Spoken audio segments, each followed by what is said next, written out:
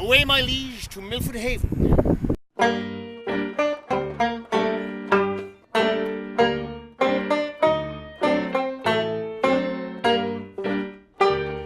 Now's the very witching hour, when churchyards yawn and hell breathes out contagion to the world. Now could I drink hot blood and do such bitter deeds as the day would quake to look on.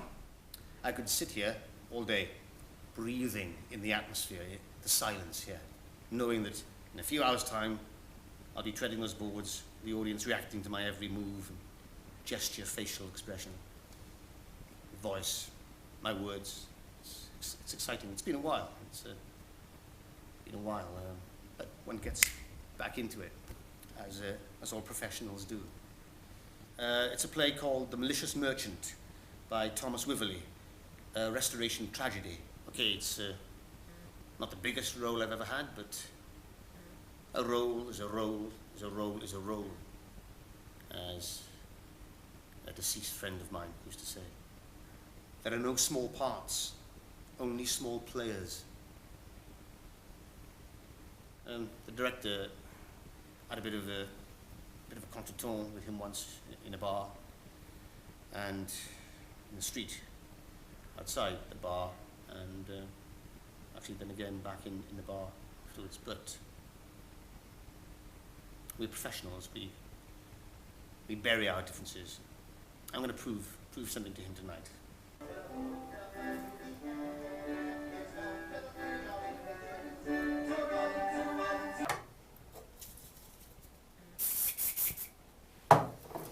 You know, an important part of any restoration play, the wigs. As an experienced actor, I am allowed to choose my wig, and I think it's important to make a bold statement with any wig that is chosen.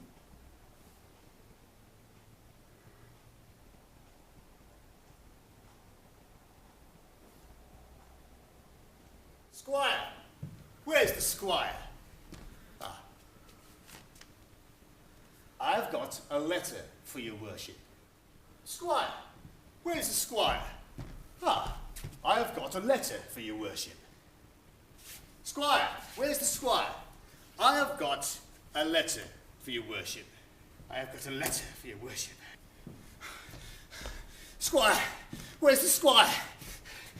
I have got a letter for your worship. Squire! Where's the squire? I have got a letter for your worship. Squire! Where's the squire? I have got a letter for your worship. I'm going to allow it to boil. Allow it to boil. Put it on the back burner. See what happens. See what happens later. Yes. That's a good dynamic. Good dynamic, though. Taking in everyone, all the other characters, before I address the squire. Squire! Where's the squire? I have got a letter for your worship. Working with David has been, well, sublime. Yeah, it's a great honour after all these years of hearing about him and worshipping him from afar to finally work with him close up. Brilliant. It's been a long time since I've seen him, and it's good to have him back. Great. Fantastic. Brilliant actor.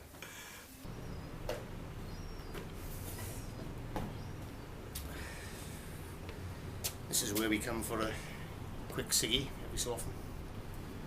I'm actually cutting down. That's not good for the voice. I should say that I play the part of Gribble, the servant, not stroke messenger, I suppose. That's where my line comes into play, in messenger mode. I have got a letter for your worship. I have got a letter for your worship. I have got a letter for your worship.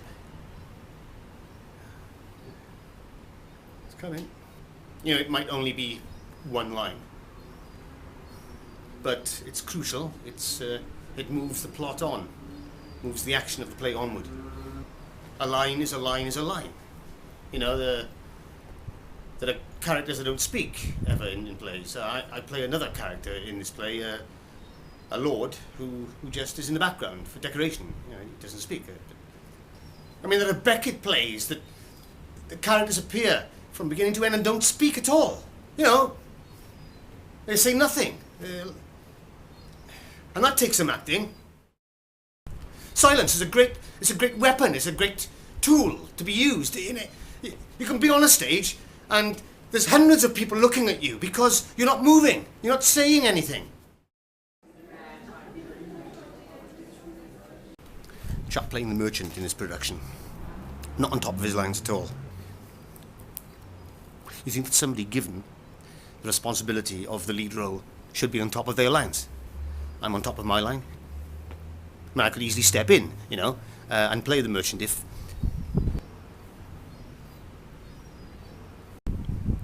something happened to him. The director, he knows that I'm not quite in contact with my line yet.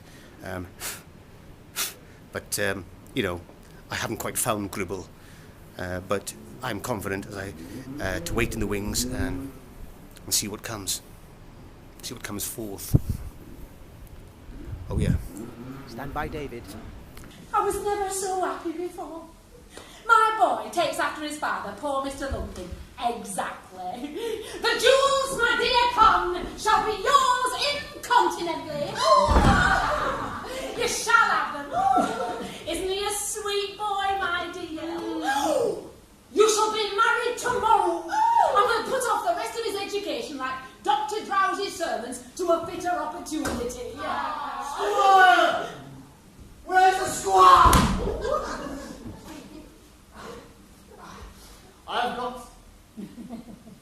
I've got a letter for your worship.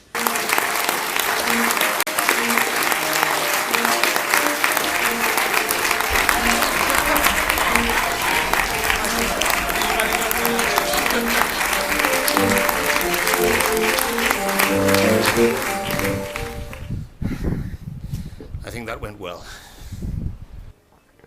Well, I can't believe it. I don't know what he was thinking. David, the director's calling for. I'll be there in 5 minutes, tell him. Just shocked, to be honest. Shocked.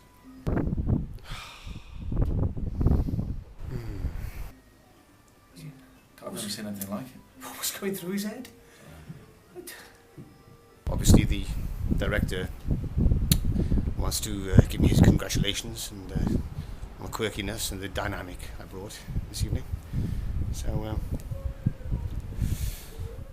know what the director's going to say about this.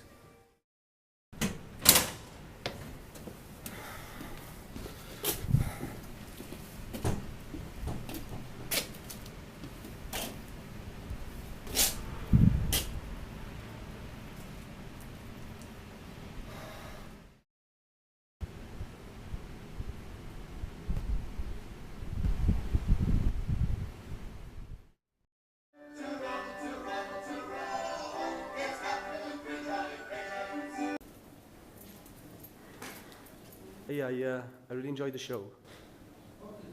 I'm sorry, who are you?